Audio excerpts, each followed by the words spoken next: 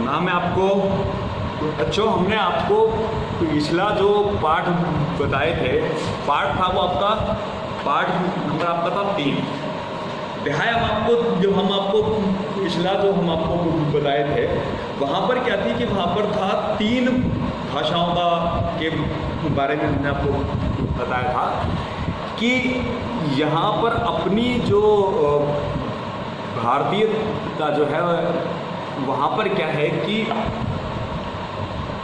भारतीयता में कौन सी यार इस देश में कौन कौन सी ऐसी भाषाएं हैं कि जो कि हमको प्राथमिक पर और प्राथमिक के बाद जैसे जैसे हमारा जो बालक आपका विस्तृत होता जाए वैसे हम उस बालक को और भाषाओं के बारे में भी बताते जाएं। अच्छा, तो आज आपका जो पाठ है वो पाठ नंबर आपका 4 है। पाठ नंबर 4 आपका, जैसा कि आप उसका नाम देख रहे हैं कि मातृभाषा की महत्ता और पाठ्यक्रम में उसका स्थान क्या है। पहले तो यह पता हो हमें कि क्या होती है मातृभाषा, है ना। तो सबसे बड़ी बात जो है कि हमारा जो परिवार है वह भाषा को मातृभाषा कहेंगे जिस भाषा को देख कर के बालक की जो माँ है, क्योंकि कहा जाता है कि बालक की प्रथम पाठशाला यानी कि प्रथम विद्यालय जो भी होता है वह सबसे पहले होती है उसकी माँ, है ना। तो क्या है कि जो भाषा बच्चे की माँ बोलती है, माँ से ही वह बालक उस भाषा को जानता है, सीखता है और बोल पाता है।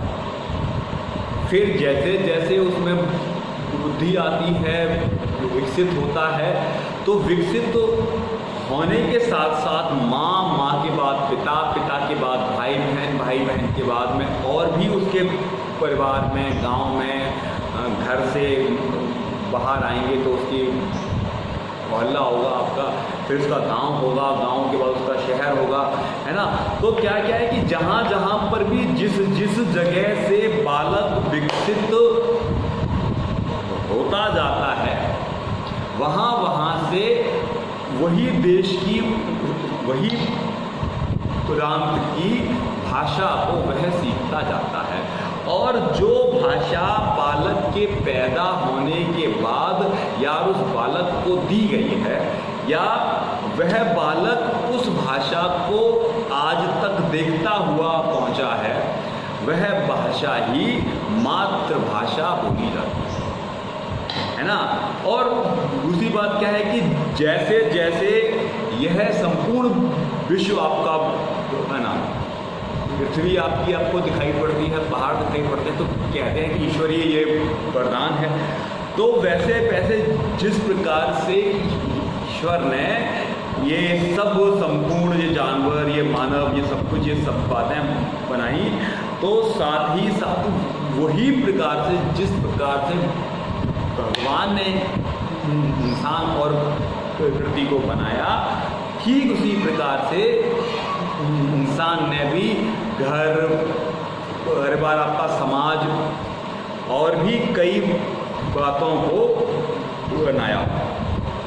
तो क्या है कि जब यहाँ के इंसान ने अपना एक वातावरण जब उसने बनाया, तो क्या किया कि अपने मन के जो उसके भाव थे, अपने मन के भावों को, विचारों को, अपनी मन की भावनाओं को दूसरे तक पहुंचाने के लिए उसने एक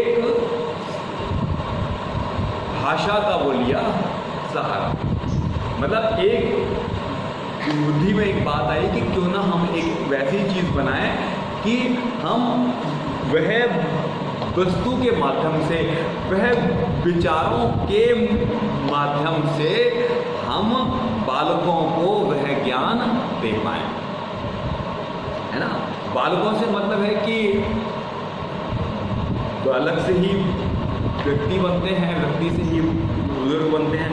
तो क्या है कि वह अपनी चेतन संपन्नता, बुद्धि और वाणी की सहायता और दुखदायी एवं प्रतिकूल परिस्थितियों को पीछे फेंकता हुआ, प्रतिकूल परिस्थितियों को पीछे फेंकता हुआ और रोज नए से नए विचारों को प्रस्तुत करने के लिए वह सहायताबद्ध है या फिर आपका क्रमबद्ध है। और मनुष्य ने स्वयं की आकांक्षाओं, वृत्तियों और अपने मन के भावों को प्रकट करने के लिए भाव मुद्राओं को, संकेतों को, भावों को एक माध्यम द्वारा जो व्यक्त उसने कर दिया, वह माध्यम उसका सर्वमान्य है। प्रत्येक आपका जो रहेगा, जो समय रहेगा वहाँ तक रहेगा। और प्रत्येक, चाहे वो आपका वर्तमान में हो, चाहे वो भूतकाल में हो, चाहे वो भविष्य काल में हो, लेकिन अगर उसने इस भाषा को बना लिया है तो वह इस भाषा के माध्यम से बहुत सालों तक, युगों युगों तक ऐसा ही बना रहेगा। और तो वह वैसा ही बना रहेगा। विशेषतः क्या है? विशेषतः में भाव मुद्राएं और संकेत भाषाओं के ही रूप हैं। क्या है? भाषा जो आपकी है वह आपकी भाव मुद्राओं और संकेतों का ही एक सूक्ष्म प्रकाशन, उसको नहीं कहा जाएगा, क्योंकि भाव मुद्राओं और संकेतों के द्वारा सूक्ष्म जो भाव होते हैं वह हम सामने वाले को नहीं दिखा पाते। मतलब बहुत ही जो बारीक से बारीक होगा भाव, वह हम सामने वाले को प्रस्तुत नहीं पाएंगे कर।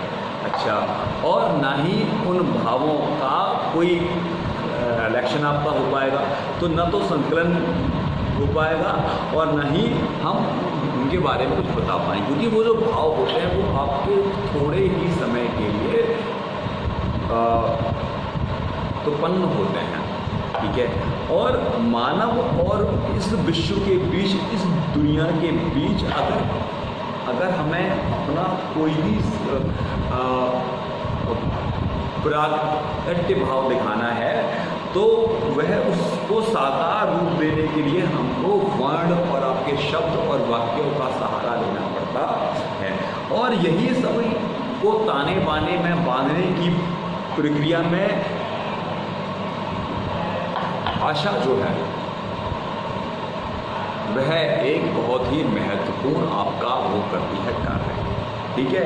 और मानवीय वैचारिक आपकी क्षमताओं को, मानवीय वैचारिक क्षमताओं को बताने के लिए, अभिव्यक्ति के लिए, कुछ भी बात को कहने के लिए, मन के भावों को विचार करने के लिए भाषा को ही मनुष्य को अपनाना पड़ता है। और यहाँ भी क्या है कि मानव के कुछ थोड़े बहुत हाव भाव हमको भी भाषा के द्वारा ही हमको स्पष्ट होते हुए दिखाई देते, किंतु भाषा से विभूषित होकर के अगर हम अपने मन के भावों को एक भाषा के माध्यम से सामने अगर हम उनको लेकर के पहुंच जाएं, उनको दिखा दें, तो भाषा को एकदम जीवित हालत में दिखाई पड़ती है कि लगता है कि भाषा जीवंत हो उठी है। और विचार करने पर क्या है? विचार करने पर भाषा हमारे मस्तिष्क के भीतर उत्पन्न होने वाले जितने भी वर्ण और शब्द हैं उनको एक धारा में बहा करके ले जाने वाली धारा होती है, और वह वाचन और लिपिबद्ध के रूप में हमारे सामने प्रकट भी होती है। वाचन हम आपको बता चुके हैं, वाच्य का मतलब होता है बोलना, और लिपिबद्ध का मतलब होता है कि उसको किसी कॉपी या किसी नोटबुक या किसी भी ऐसी जगह पर पेन पेंसिल या किसी भी कागज से हम उसको संग्रहित करके डाल देते हैं। परंतु सबसे बड़ी बात यह है कि भाषा का जो स्तर है वह स्वयं ही आपका रहस्य से परिपूर्ण है। मतलब कहा जाएगा कि यह हमको ज्ञात से अज्ञात की ओर और ज्ञात से ज्ञात की ओर लेकर के जाती है। और यह जो बात है वह भी हमको भाषा के द्वारा ही मालूम पड़ती हुई दिखाई पड़ती है। वर्तमान की अगर हम वो करें बात आपकी, वर्तमान समय की अगर हम आपकी बात करें तो वर्तमान समय में भाषा ही एक वो साधन है कि जिसने हमको बहुत ही भिन्न भिन्न प्रकार के विषय हमको दिए हैं।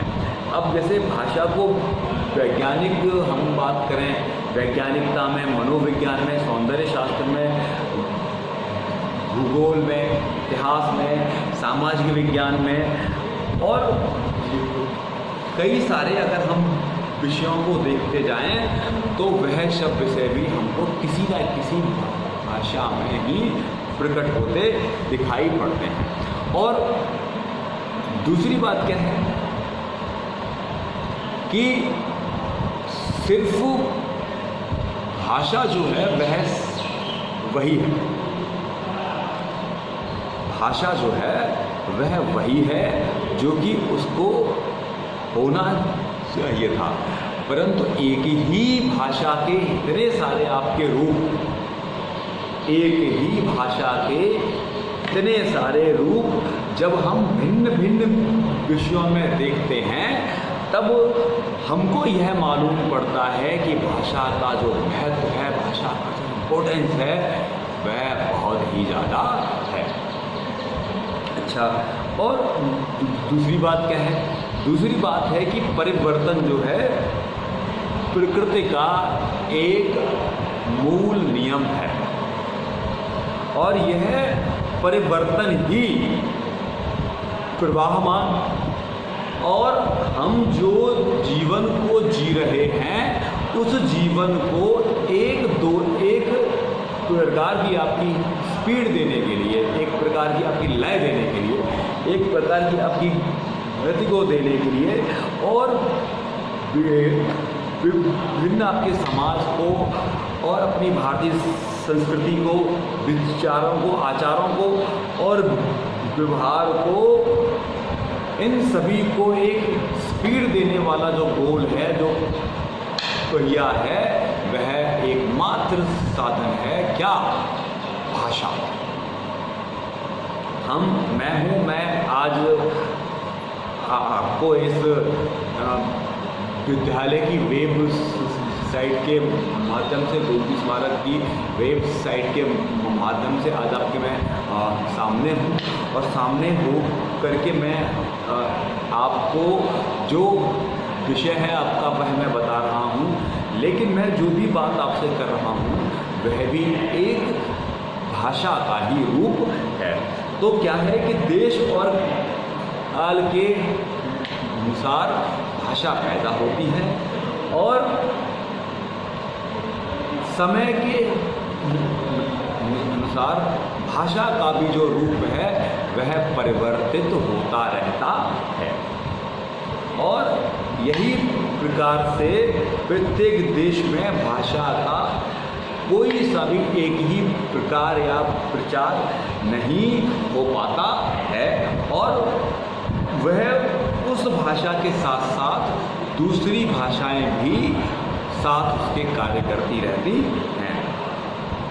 तो यहाँ तो था कि हमने आपको यह बताया कि मातृभाषा क्या है ना।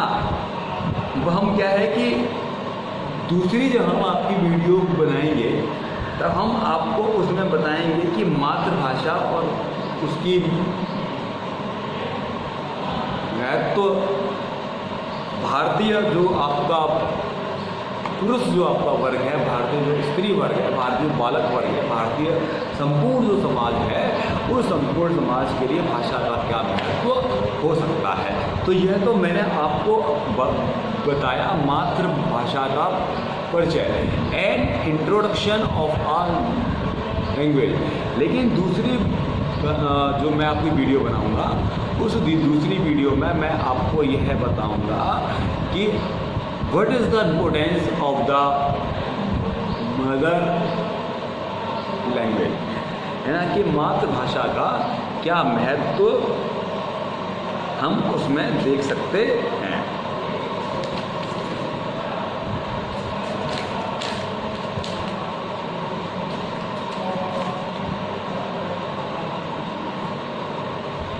है ना, तो वही इसके बाद में सेकंड वीडियो में मैं आपको ये चीज़ बताता हूँ। और यहाँ तक ये वाली वीडियो में अगर आपको कोई भी दिक्कत, कोई भी परेशानी अगर आपको महसूस हुई हो तो आप इस बात को कमेंट बॉक्स में मुझको बता सकते हैं।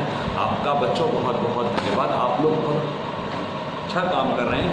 4th सेम के जो बच्चे हैं कि आपके असाइनमेंट का भी काम है उनके पास में, तो मैं उन बच्चों से ये कहना चाहूँगा 4th सेम के सभी जो बच्चे हैं वह जैसे सही उनको वो फील हो अपनी फाइल का काम वैसे करें और असाइनमेंट को भी अपनी परीक्षाओं की तैयारियों के साथ साथ ये कार्य भी करते चलें। और जैसे आपको सहज और सुगम आपको वो लगे वैसे आप अपना कार्य करें बच्चों। और इसी बात के बाद मैं आपको धन्यवाद देता हूँ और आपको शुभाशीष भी बहुत बहुत धन्यवाद। नेक्स्ट वीडियो में मैं आपको बताऊँगा मातृभाषा और उसके महत्व के बारे में। धन्यवाद आपको।